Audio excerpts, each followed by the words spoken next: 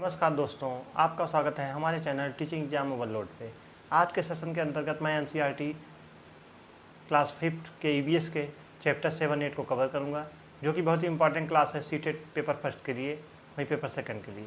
तो आप लोग अच्छे से सेशन को देखिएगा एवं सेशन को स्टार्ट करने के पहले हमारे चैनल को लाइक एवं सब्सक्राइब कीजिए। चलिए आज का सेशन स्टार्ट करते हैं। तो आज का लेसन 7 है पानी के प्रयोग। तो यहाँ से जो मेन टॉपिक्स हैं सबको मैंने कवर किया हुआ है, हाईलाइट करके वही हमें पढ़ना है। चलिए देखते हैं। तो पहला है मृत सागर के बारे में बताया गया है। जैसा कि आप इस फिगर में देख रहे होंगे, एक व्यक्ति है जो पानी के ऊपर लेटा हुआ है। तो आप सोच सकते हैं ऐसा कैसे लेट सकता है। तो आइए इसके बारे में जानते हैं। मृत सागर, वैसे तो सभी सागरों में पानी में नमक होता है। वैसे तो सागरों में सभी में नमक होता है, लेकिन मृत सागर में बहुत ज़्यादा नमक है। मृत सागर दुनिया का सबसे नमकीन सागर है। इतना नमकीन है कि लगभग 1 लीटर पानी में 300 ग्राम नमक। कितने नमक? 300 ग्राम नमक। क्या इतना नमकीन पानी चख भी पाओगे? बहुत ही कड़वा लगेगा। सबसे मज़े की बात तो यह है कि मृत सागर में हम ऐसे तैर सकते हैं जैसे आराम से लेटे हों। याद है नींबू को तुमने नमक के पानी में तैराया था। तो दुनिया का सबसे खारा है मृत सागर। इसके 1 लीटर पानी में 300 ग्राम नमक होता है। यह इतना नमकीन है कि इसे आप पी नहीं सकते। इसके ऊपर व्यक्ति तैर सकता है, जैसा कि फिगर में दिखाया गया है। चलिए आगे देखते हैं। तो यहाँ से पेडागॉजी का जो प्रश्न बनता है, इस पार्ट से यह अपेक्षा नहीं है कि बच्चों को घनत्व के बारे में बताया जाए। बच्चों को सभी तरह के उत्तर, जैसे पानी भारी हो जाता है या गाढ़ा हो जाता है, को हम स्वीकार करें। तो इस पार्ट का यह नहीं था कि बच्चों को घनत्व के बारे में बताया जाए। इसका यह तात्पर्य था पार्ट का कि बच्चों को पानी के बारे में, पानी कितना भारी होता है, कितना गाढ़ा होता है, इसके बारे में बच्चों को जानकारी मिल सके। चलिए आगे बढ़ते हैं। अगला पेडागॉजी का प्रश्न यहाँ से पूछा जाता है, बहुत सी चीज़ें ऐसी हैं जिन्हें हम स्पष्ट रूप से घुलनशील या अघुलनशील नहीं कह सकते। वैसे भी इन शब्दों को की यहाँ ज़रूरत भी नहीं है। बच्चों को प्रोत्साहित करें कि वह अपने अवलोकन में हिसाब से तालिका भरें। तो बहुत सी चीज़ें ऐसी होती हैं जिन पर हम स्पष्ट रूप से घुलनशील अथवा अघुलनशील नहीं कह सकते। वैसे भी इन शब्दों की यहाँ ज़रूरत भी नहीं है। बच्चों को प्रोत्साहित करें कि वह अपने अवलोकन के हिसाब से तालिका को भरें। चलिए आगे बढ़ते हैं।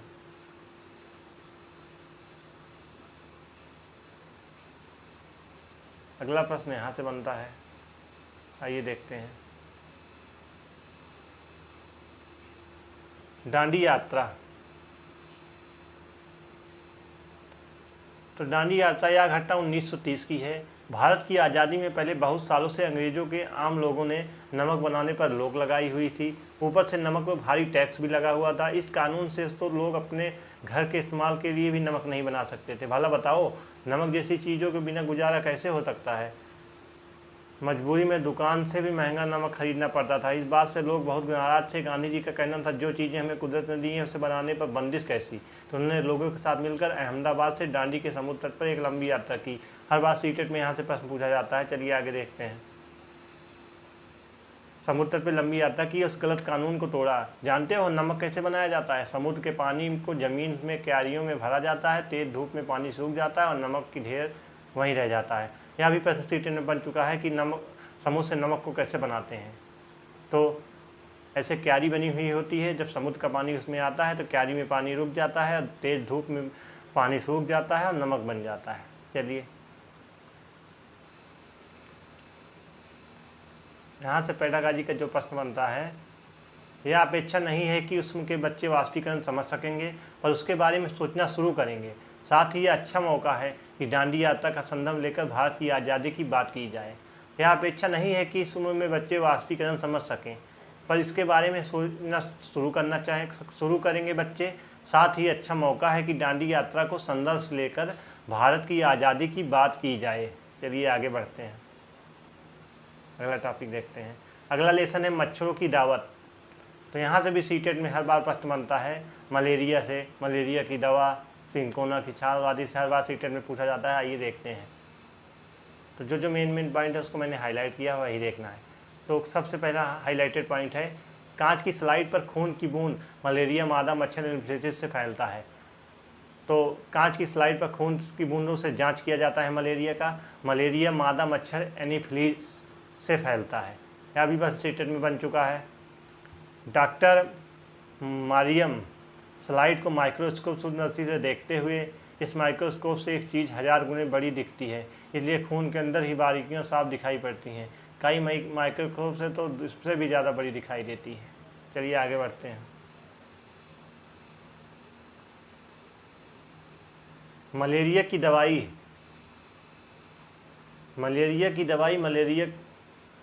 दवाई बहुत ही पुराने समय से सिनकोना के पेड़ की छाल से बनाई जाती थी। पहले तो लोग छाल को ही उबाल कर और छान कर ही इस्तेमाल करते थे, लेकिन अब इस छाल से दवाई बनाई जाती है।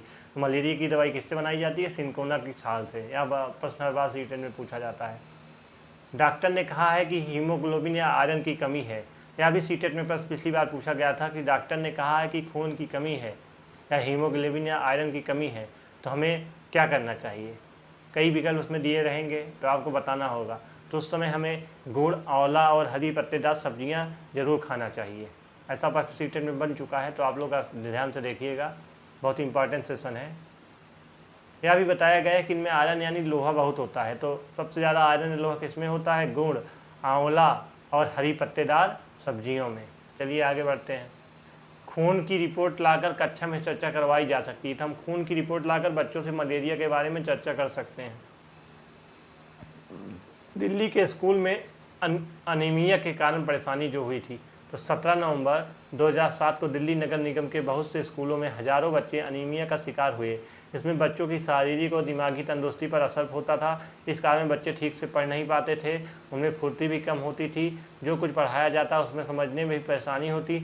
आजकल इन स्कूलों में बच्चों का हेल्थ कार्ड बन रहे हैं और उनकी जाँच भी चल रही है। अनीमिया बच्चों को आयरन लोहे की दवाई दी जा रही है। चलिए आगे देखते हैं।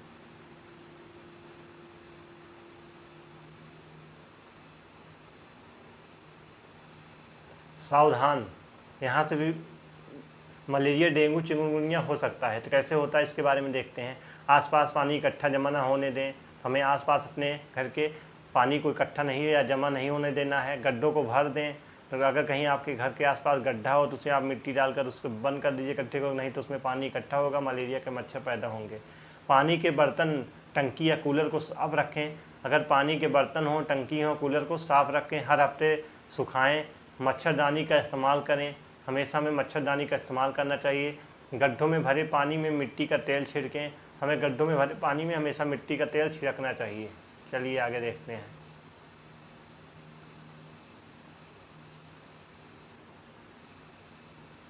अगला पेडागॉजी का प्रश्न यहाँ से बनता है, मक्खियों में कैसे और कौन सी बीमारी फैलती है? तो मक्खियों से कैसे और कौन सी बीमारी फैलती है, इस बारे में चर्चा करवाई जा सकती है हमें बच्चों से। अखबार के किसी समाचार या रिपोर्ट का इस्तेमाल भी किया जा सकता है। तो मक्खियों से कैसे और कौन सी बीमारी होती है, इस पर हमें बच्चों से चर्चा करवाई जा सकती है। अखबार में किसी समाचार या रिपोर्ट का इस्तेमाल भी कर सकते हैं। बच्चों को मलेरिया के बारे में, मक्खी के बारे में, बीमारी कैसे फैलती है इसके बारे में बता सकते हैं हम अखबार के माध्यम से भी। चलिए आगे बढ़ते हैं।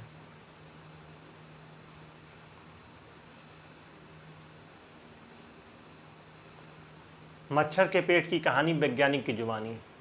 Ronald Ross. आइए रोनाल्ड रॉस के बारे में बात करते हैं। एक मज़ेदार किस्सा आज से लगभग 100 साल पहले का है। एक वैज्ञानिक ने यह पता लगाया कि मलेरिया मच्छर से फैलता है।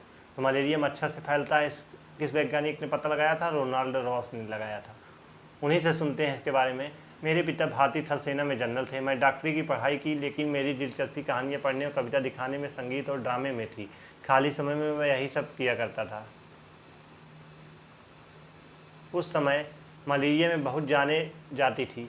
यह बीमारी ज़्यादा बारिश और दलदल वाले इलाकों में की जाती थी। कुछ लोगों को सोचना था कि गंदगी और कुछ जहरीली गैस होती हैं जिससे यह बीमारी फैलती है। एक डॉक्टर ने मलेरिया के मरीज में खून में माइक्रोस्कोप से बहुत छोटे छोटे बारीक जीवाणु देखे, लेकिन यह समझ नहीं आ रहा था कि यह जीवाणु खून के कैसे पहुँचे होंगे। मेरे विज्ञान के गुरु ने अंदाज़ा लगाया और कहा मुझसे, लगता है कि शायद मलेरिया मच्छर से फैलता है। इसकी जांच करने के लिए मैं दिन रात मच्छरों के पीछे ही पड़ गया।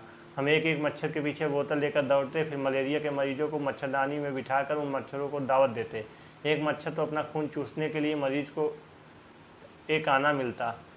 मुझे सिकंदराबाद के अस्पताल में वह दिन हमेशा याद रहेंगे। मच्छर को काट कर खोलना, उसके पेट के अंदर ताक झांक। एक बार मैं भी मलेरिया का शिकार हो गया। माइक्रोस्कोप पर झुककर बारीकियां देखते देखते शाम तक आंखें जैसे धुंधला सी जाती थी, गर्दन अलग अकड़ जाती। इतनी गर्मी थी फिर भी पंखा नहीं झेल सकता था, क्योंकि हवा से मच्छर उड़ जाते। माइक्रोस्कोप में यह सब करने के बावजूद कुछ हाथ नहीं लगा। एक दिन किस्मत मेहरबान हो ही गई। हमने कुछ मच्छर पकड़े तो देखने में थोड़े अलग थे। उनका रंग भूरा था और पंख छींटेदार थे। उनमें से एक मच्छर के पेट में देखते देखते कुछ काला काला सा दिखा। गौर करने पर पता चला कि वह छोटे छोटे जीवाणु बिल्कुल वैसे ही थे जैसे हमने मलेरिया के मरीजों को खून में देखे। उसी से हमें सबूत मिल गया कि मच्छर से ही मलेरिया फैलता है। रोनाल्ड रॉस को दिसंबर 1902 में चिकित्सा के क्षेत्र में नोबेल पुरस्कार भी मिला है। यह प्रश्न सीटेट में पूछा जा चुका है कि रोनाल्ड रॉस को नोबेल पुरस्कार कब मिला है। 1902 में मिला है। कहाँ के क्षेत्र में मिला है? चिकित्सा के क्षेत्र में मिला है। वहीं 1905 में मरते हुए वह कह रहे थे, कुछ ढूंढ लूँगा, कुछ नया ढूंढ लूँगा। यह भी सीटेट में पूछा गया है, कुछ ढूंढ लूँगा, नया ढूंढ लूँगा, किसने कहा था? रोनाल्ड रॉस ने कहा था।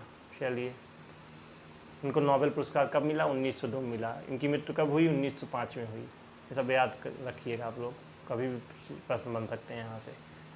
एक आना के बारे में बताएं कि कैसे सिक्के पहले इस्तेमाल होते थे। रोनाल्ड रॉस की कहानी से बच्चों को वैज्ञानिक प्रक्रिया के बारे में बातचीत करने के लिए प्रोत्साहित करें। वैज्ञानिक खोज की कहानी बताती है कि सिकंदराबाद से एक मामूली अस्पताल में कई प्रयासों से कुछ कामयाब और कुछ भी नहीं भी हुए। कैसी अद्भुत जानकारी दुनिया को मिली। इसी तरह बीमारियों के इलाज के बारे में और कहानियाँ भी इकट्ठा करके चर्चा करवाई जा सकती है। तो आज का सेशन यहीं पर समाप्त होता है। आज के सेशन के अंतर्गत मैंने NCERT क्लास 5 के EVS के चैप्टर 7-8 को कवर किया, जो कि बहुत ही इम्पॉर्टेंट क्लास थी सीटेट पेपर फर्स्ट और 2 वालों के लिए, वहीं बिहार शिक्षक भर्ती के लिए, क्योंकि बिहार शिक्षक भर्ती में EVS में भी 5th to 10th से ही प्रश्न बनते हैं। तो आप लोग भी चैनल को लाइक करिए, सब्सक्राइब करिए। कल फिर मिलते हैं किसी नए सेशन के साथ। तब तक हमारे चैनल के साथ जुड़े रहिए। धन्यवाद।